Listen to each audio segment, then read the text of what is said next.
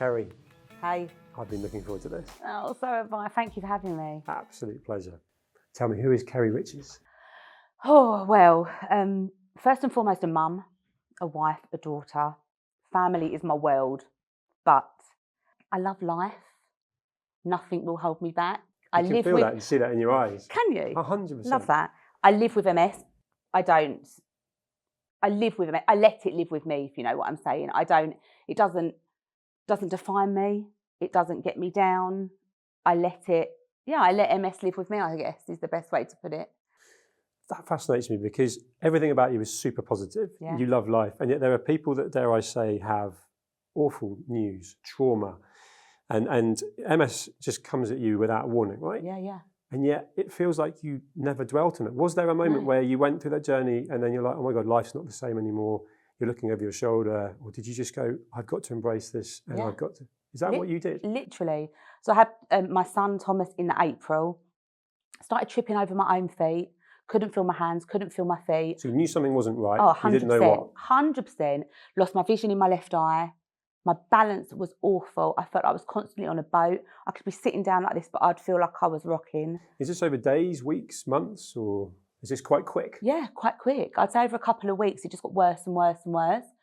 So I went to my doctor, who I knew very, very well. I'd worked in the NHS at this time for many years already, and I worked in primary care. And I said to him, look, I'm not being ridiculous, but I need you to get me an MRI. And he looked at me and he said, you've just had a baby. You know, that head tilt, that patronising. I mean, I love him, don't get me wrong, but sort of, you've just had a baby, give yourself a break. You've had an epidural, so you might have nerve sensation. I said, listen to me.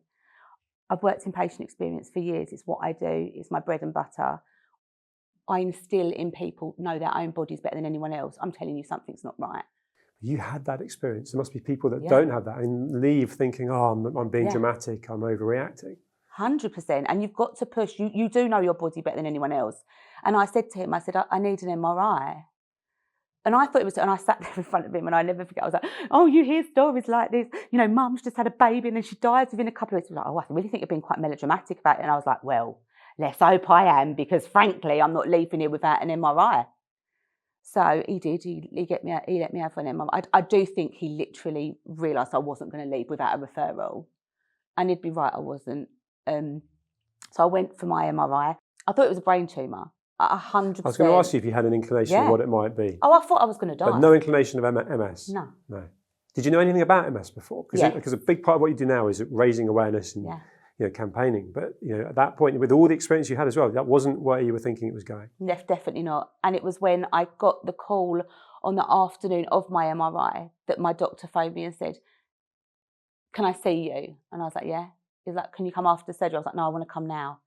And I knew super determined. Everything about you is just relentless. I'm like, I don't want to wait till 6 o'clock. You're phoning me at 12:15. I know you're on lunch at 12:30. I'll come to you, please.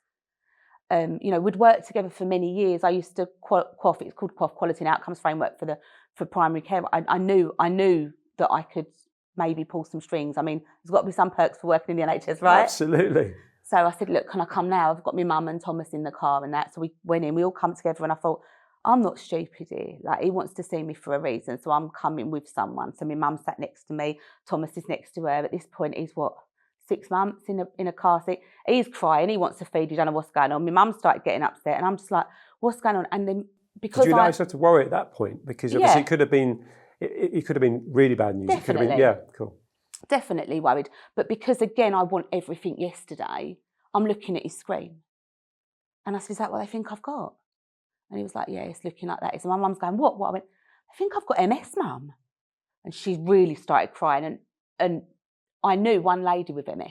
My mum is an amazing woman. She used to volunteer at Shop Mobility for about 20 years of her life. Even growing up, she'd get us to school and then she'd go and volunteer.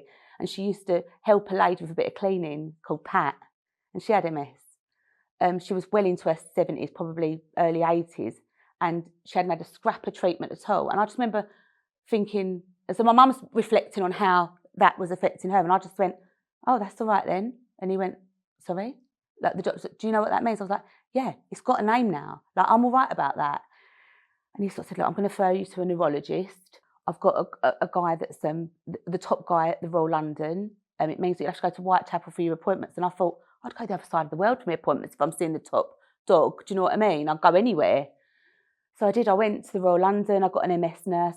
I got my neurologist. And honestly, that moment, it was like someone had put a cape on me. I was like, I become like invincible. It was like a superpower. It was like, well, it's stopping me from doing nothing. I'm going to achieve everything. I'm going to dream big, aim high. Bob's your uncle, Fanny's your aunt. And it hasn't stopped me till this day. Love that. That is so inspiring. That is it? So, yeah, it is, because there are people that would have taken that and gone, I can't do this anymore. Yeah. That's what I used to love doing. I can't now. And they're looking over their shoulder, and that can be a very downward spiral. Definitely. Depression, anxiety, and so on. Yeah. Whereas you embraced it and started probably already thinking, what do I need to change? Yeah. Or what can I now do? I mean, putting a cape on is being a superhero, right? For sure. And you exude that.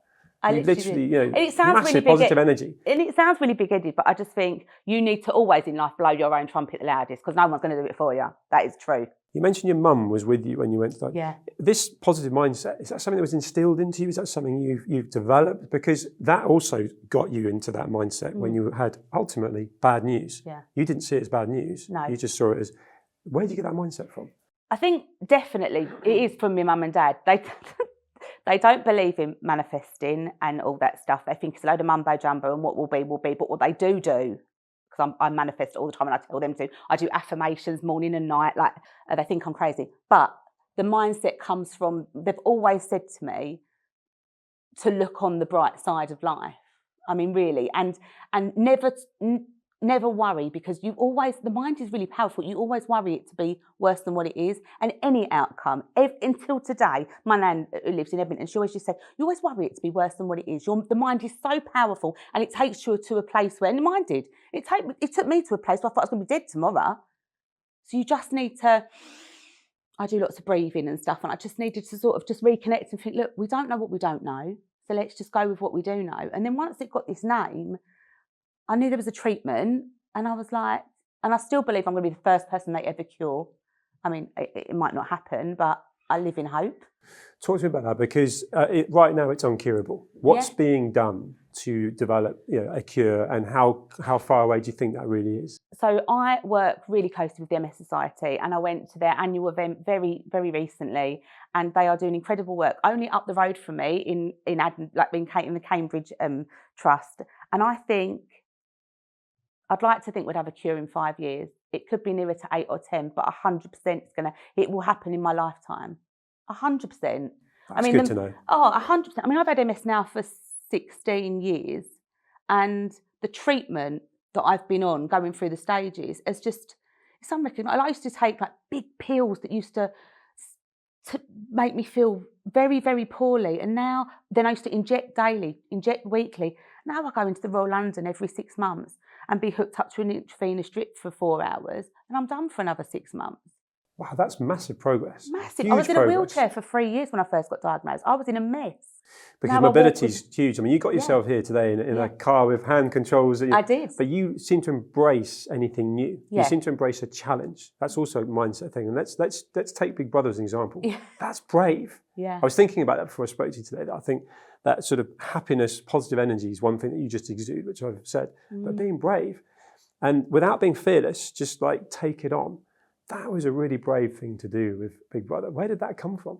It come from 21 years in the NHS, unfortunately. And I say unfortunately because I loved it. When I went into the health service at the age of 19 as the PA to the Director of Public Health, I thought I'd be in it forever. I'd be one of these stories that I'm still working 60 years later, at 80 years old for the NHS, and I thought that would be me. I had a really tough time during COVID. Saw things that I will never be able to unsee. Things happened, in my opinion, that didn't sit comfortably with me. It wasn't just my trust, because my trust was amazing.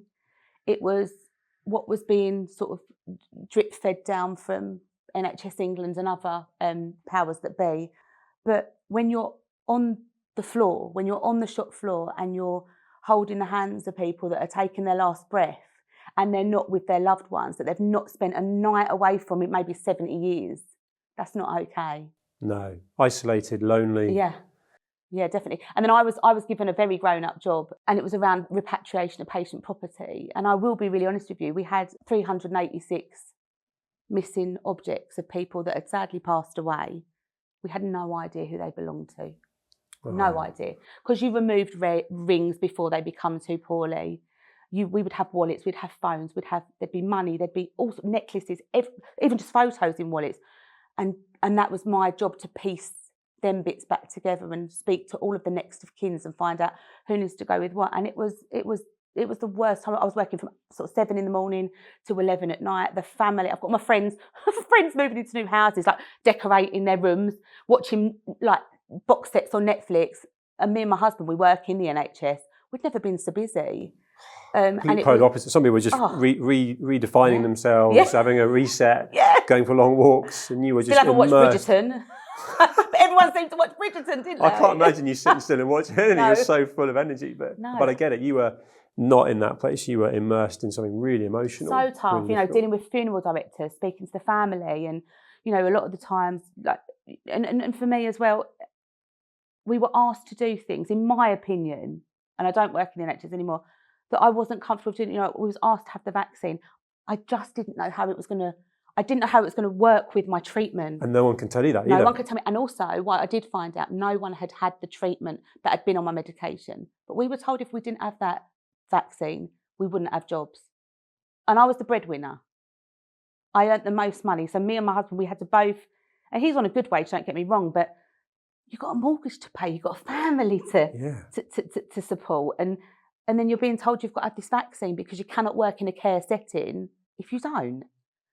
And then it's like, well, how's it going to affect me? How's it going to affect my body? And I just thought, I'm going through the motions and doing things that don't sit comfortably with me. And when you're paid with taxpayers' money, you've got to be real and authentic. And I just remember saying to my chief exec at the time, once COVID's over, I'm going to take an unpaid career break. And I did. And the damage was done. It was done. I feel like I was talking, but it was like no one was hearing me. Like I was the best head of patient experience in the country. I bet you were. I forever. I used to. I bet people remember you as a beacon during an awful time. Honestly, my team was incredible, and I'd done it for 21 years, and I won awards, mentor, coach of the year with NHS England, and really, really well thought of. And I just sort of sat there and thought, I'm not making a difference anymore. And I used to always train people, because I always used to say staff experience, patient experience come hand in hand. If you haven't got happy staff, you're not going to have happy patients. So I need to get the staff on side in order to provide an incredible patient experience. And I used to always say when I trained them as well, patient experience, I don't do a difficult job. And if you know as a caregiver you're happy to receive, or your loved one to receive the care you're giving, you always know you're providing an exceptional patient experience. Always put yourselves in their shoes. Empathy. Exactly that. It's all empathy. You Emotional exude that. intelligence, empathy, those little things that seem little but go a long way. And it's just common sense. I didn't go to university. It wasn't for me. I'm a home bird. I wanted to stay at home. So I'm not massively, I'm not massively. I've got all of the, the masters and whatnot. But what I do really, I care with every fibre of my being, and I genuinely thought I would be in the NHS forever. It's the authenticity that you can't hide from it, which is just brilliant, by the way. And so you thinking you've been in the NHS forever, probably loving what you're doing, to then not, you can't hide that. You probably brave-faced it, smashed it out of the park during such a difficult time, and the team loved you for it. But if you're not feeling that inside, that's going to rub off, and you can't hide it after a while. And then you're not being true to yourself. It's like coming here today. It's been a lovely interaction with you building up to this. You're doing this because you want to. Yeah. I'm doing this because I want to. The moment you're not, that's not a good place to be. And then other people can feel that off you. And that's something, I mentioned the Big Brother side of things because, a lot of people would not be brave enough to do it because you're open to the public, right? And you've got, without knowing the full details, I was talking to people about you in the build-up today, and people were saying she's got a really hard time. She's got a load of hate. Yeah. And I want to open that up because this is super positive Kerry, who I can't imagine anyone saying anything bad about you. There's people that will talk about you outside of the room, like she's amazing. She's Bradley Riches, who connected us. Yeah, love him. So what happened there, and how did you deal with that? Yeah, I happened to say that I don't like paying the higher tax bracket, and I got so much hate for it. And they decided to show that to me. Oh, and I stand by it. It's a lot of money, and you work really hard in the NHS, and then they take 40 or whatever percent. So your point is being penalised for earning more, trying to achieve more, earning more, and then getting taxed exactly more. That. So then the hate come from a place where it was like, oh, she must be very right wing, she must be like the Tory thing, and people can be really mean, can't they? And I feel like I was owning myself in it. It was a very flippant conversation. There was lots of people talking about it, but what made the headlines was the NHS lady talking about paying taxes. And that feels quite clickbaity. yeah, NHS gets a hard time, and Yeah. there's things that it could improve, do differently. But it's an institution, and it's needed by everyone, right? But I Yeah. think we love it when COVID, you're clapping out the windows and so on, and then the rest of the time going hard. So someone that could And be I related to that, it Sorry. feels like you were in the crosshairs. And I worked hard to get where I did in the NHS as a very senior manager, because let me tell you, there was no one at my level that spoke like I did. But I realised from a very, very, very early stage, I'm never going to be, you can't fit square pegs in round holes, and that's all right. So just keep being that square peg. You don't need to fit in that round hole, just I be love you. that, which is authenticity. Yeah. So you've had this decision to have a career break, which ultimately means you're going to leave the NHS. And then tell me, because there's so many things in plus size creator, TV work, there's the whole campaigning for MS. Yeah.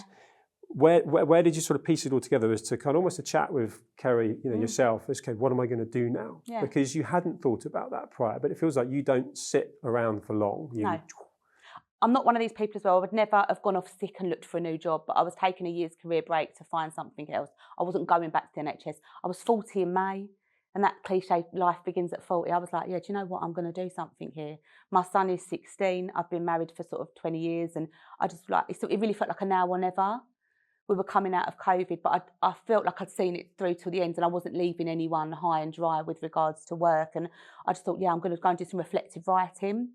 I need to put all what I've got in my head right now from the last 3 years of COVID, write it down. I was going to go and do some reflective writing. And that's journaling ultimately as well, isn't it? Yeah. Because that's therapy for yourself. Definitely. And that's piecing it all out. Did that map things out for you then over time and just... I didn't end up doing it, because the day that I went to Google and find where I could go to do some reflective writing, I was thinking about going to Greece to do it in like a sanctuary. I noticed it was so bizarre, like an ad pop up, just come to, do you want to apply for Big Brother? And I thought, yeah, I do. And I'd watched it since I was 16, since Craig Phillips and Alison Hammond, all that went in. And I was like, yeah, do you know what? What a way. I knew it was going to take something big to get me to leave the NHS. I didn't realise it would be this big. And I applied, did my 60-second video, and the next day I got a call. It said it could take months to hear back. So you knew they liked you? Well, it seemed like it. Yeah. And then I had a lovely chat with this incredible producer, who was the same producer 6 months on, that phoned me up and said, this is Big Brother, would you like to be a housemate? And I was like, yeah, I would. Yeah. But yeah, it felt to me like that was the real moment that I thought, and I've never ever looked back. Never looked back. And I feel like it's allowed me to, so people, what I realised as well from going on to Big Brother is people are horrible. People can be really horrible. People said to me often that, oh, she's just driving a mobility scooter because she's fat. They didn't believe I had MS. There's a lot of hate. So I really wanted to sort of raise awareness for people that you don't need to talk. People don't need to be like me. I'm like looking for a book through glass. I really am an open book. I love that. And you don't need to be like that, but I wanted to, and I felt a real responsibility, because people were, and my mum and my dad and my son and my husband were getting really upset, sort of saying, why do you comment when you don't know? I have days when I'm ambulant and I can move short distances with a stick, and I have other days where I can't leave the house, and I've got my mobility scooter and stuff. But ultimately, it's no one's business. But trolling online is real.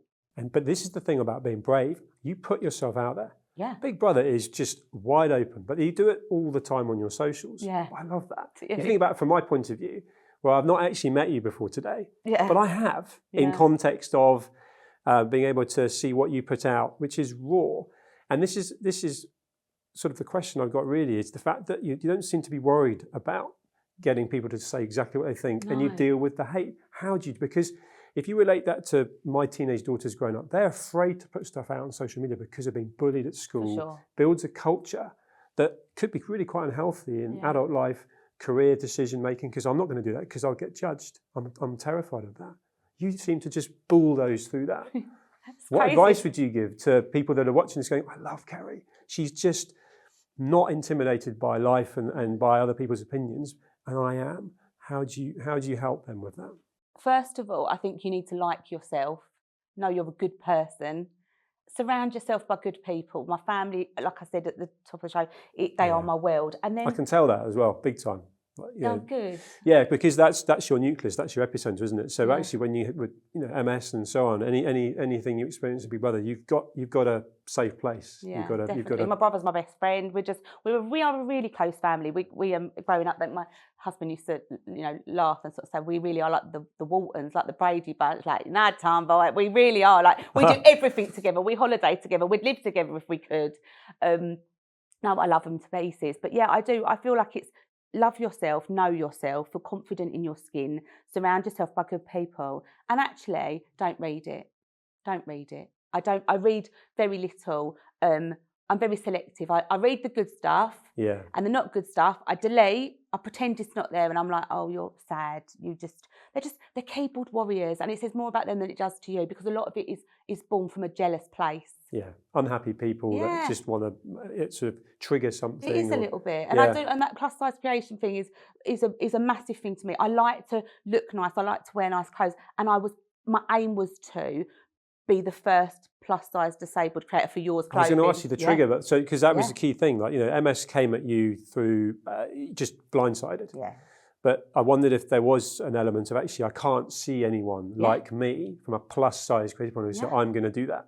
Yeah, was that the motivation? Was that the drive? 100%. I wanted my stick to be visible in photo shoots, and I mean, I didn't expect there to be a swimwear shoot, be the first one that I did as one of the Outsiders campaign, and and clothes that are comfortable sitting in a mobility scooter because not everything's tailored for that. They're quite, they're not comfy around the midriff because I want them to be elastic and stuff. So I wanted to get more involved in the creation of clothes and sort of maybe do an edit or something. I'm really keen, and I'm desperate to do it, and I'm desperately looking for a publisher. I want to write a children's book.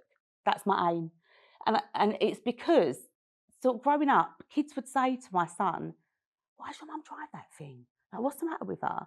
And I feel like there's so many people in the world now, and even coming out of COVID, you will know someone that uses a mobility aid. You will know someone that's in a wheelchair or a mobility scooter or has a stick, whatever. It could be a grandparent, could be a great-grandparent, could be a mum like myself. And I want to do a children's book that sort of, and I don't want to give too much away, but I've got some fantastic ideas about the journeys that they go on the mobility scooter. That's brilliant. Yeah. It's an education piece because you're not learning that in school. You learn algebra, you learn how to use a Bunsen burner, but there's so many kids and ultimately adults now that don't understand. So therefore it can bring the worst out of them. It can be a judgment that's ill-advised, ill-educated. So if you can bring that in from an early age, then the society just joins up more, doesn't it? Because there's all sorts of things, not just MS and wheelchair users and different looking vehicles. It feels like there's still a stigma attached in society where that's different. 100%. Why are you doing that? And this also is where social media doesn't necessarily help.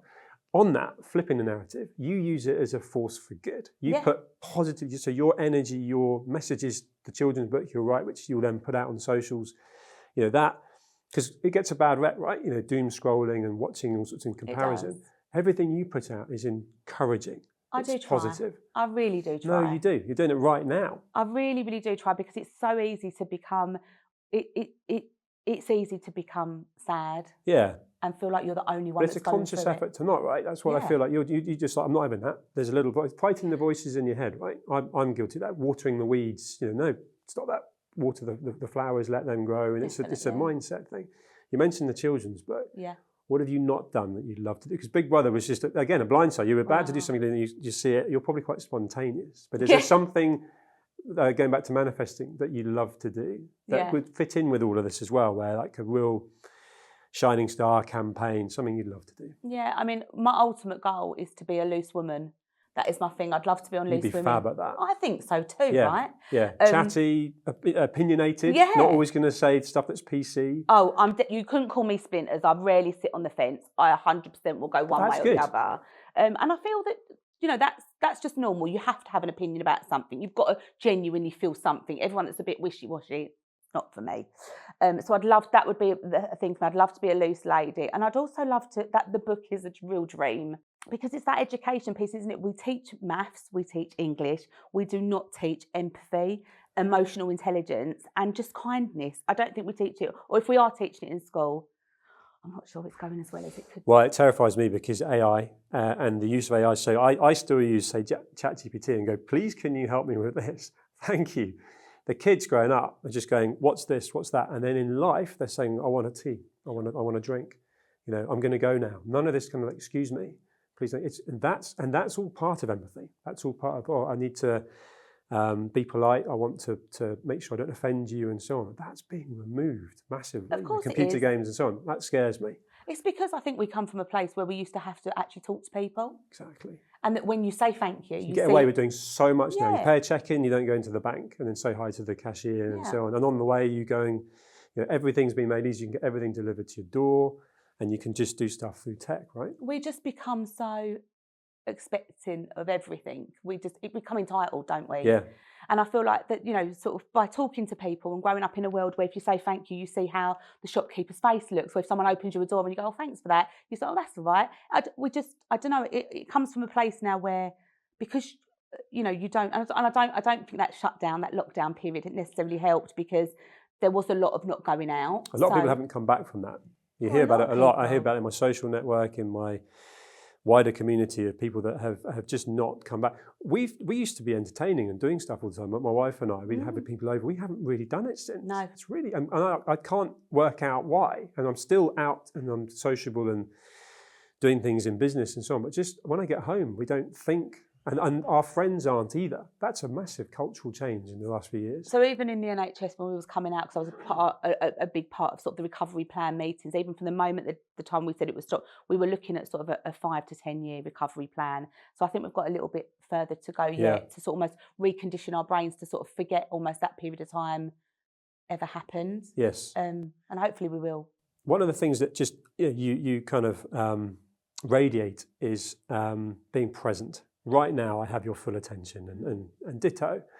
And there's something in me that wants to ask you about what your kind of thoughts and definition is of success, because I feel like you really enjoy the journey, and there's no necessary sort of destination. Yeah. Am I right with that? Because I'd love to know. A younger version, you might say something different, but sitting here now, what is your definition of success? It's being able to grow and learn every day. So it's an everyday thing, rather than a specific kind of, in 3 years' time I want this. I mean, don't get me wrong, the cure for MS and so on is all part of it, but there's no one thing. It's just constant growth. It is. Learning. I mean, I've got my vision wall, don't get me wrong, and there's a lot of post-it notes on it. I mean, there's a lot on there. And a lot of them are career driven. Most of them really are career driven because I've got my family, I'm married and I'm very happy. So a lot of them are career driven. My son said to me, Mum, would you ever go in the jungle? I said, Mummy would love to go in the jungle, Thomas, but one, I'm not grown up enough for that. I'm not, because they're all very sort of big celebrities and stuff, but also I don't think the jungle's ready for me. I don't think it's very accessible. Yeah. But if the time comes and it is, you love live TV, don't you? So it all comes back to like Loose Women and so on. That you love being given the opportunity to ultimately be you on the spot and just turn it on. My personal goal is definitely career-driven stuff. The bigger picture is I will not stop until the world, well, let's start with the UK, is accessible. I still can't get here today on a train. It wasn't easy at all, was it? And then there was the whole, we're on the 3rd floor of a building in London, right? Suddenly you've got to leave your mobility scooter somewhere safe and secure. You needed to be, so that whole thing needs to be A to Z, right? Definitely. And people's, the words, the way they speak as well. I went to a very, very nice department store only at the weekend, and I'm not going to mention names, but I was told by the doorman, oh, hello, ma'am, but that can't come in. And my husband was like, well, that's her legs. That mobility scooter, that won't get around in here.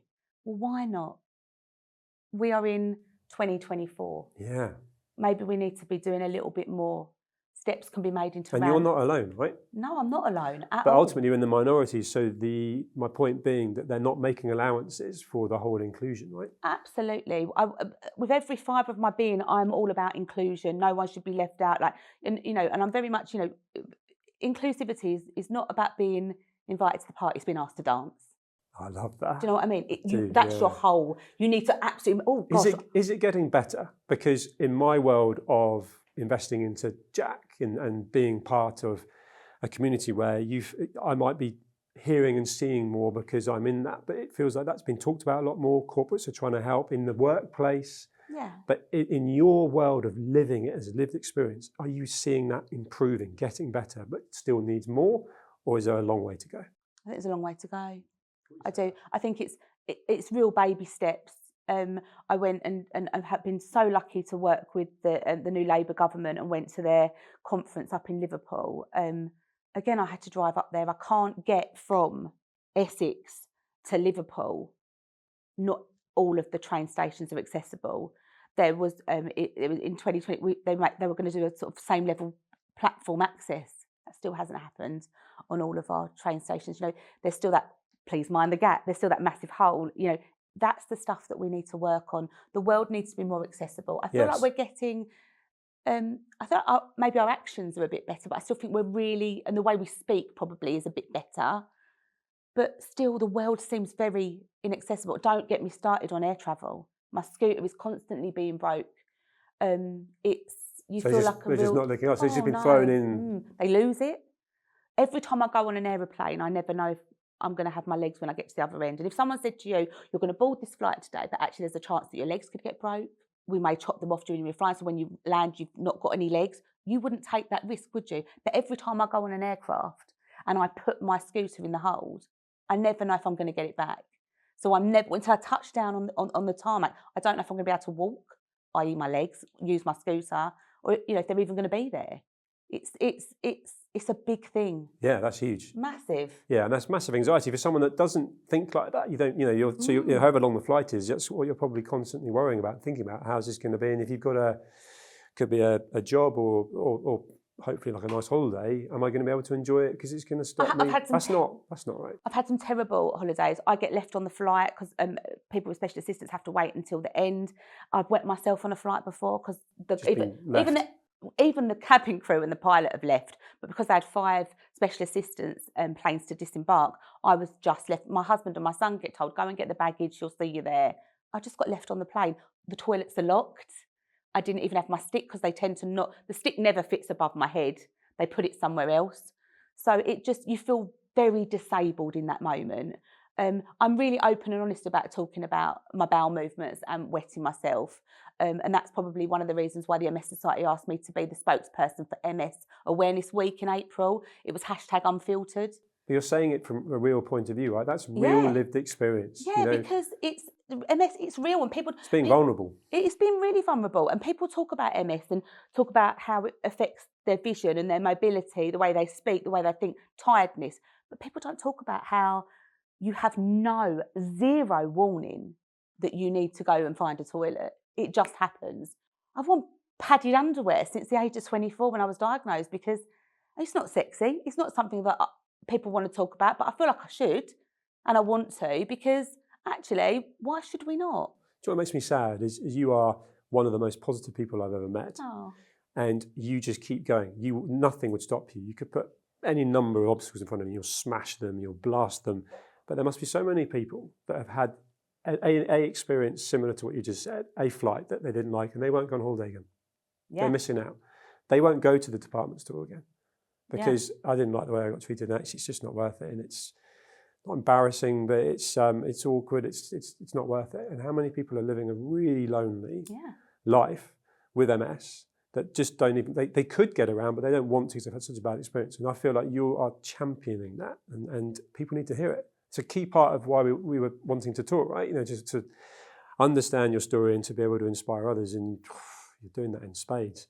I'm conscious of time. Thank you. I could talk to you for so much. There's so many other questions I've got. I have to do another conversation. Have you enjoyed it? Oh, I loved it so much. Thank you. You are inspiring. Oh, thank you so much. That's really kind of you. And it is just putting MS on the map. Definitely. I didn't know. I deliberately didn't. I knew it wasn't curable, but I didn't know if there was there were so many things I wanted to learn direct from this conversation that again we can share. Oh, I'm the chosen one. I do need to come back and talk to you about my tumour. 8 years ago, I started getting symptoms that I knew wasn't related to my MS, but all the doctors say, "Oh, it's to do with your MS." It wasn't. I had a brain tumour in my pituitary gland, and it was wicked because when you want another child and you get told you can't because of your MS and the treatment, and you start to produce milk and you think, oh, I'm pregnant. It wasn't. It was my pituitary gland tumour tricking me into think I was pregnant, and that was having to navigate. That was tough as well. So I'd love to come back and talk to you about. Well, there's so much more to talk about, but that just shows you how strong you are because you've overcome all these things and you're beaming, smiling, and you're just a ray of sunshine. So thank you, Kerry, thank you for having me. No, thank you. Thank you.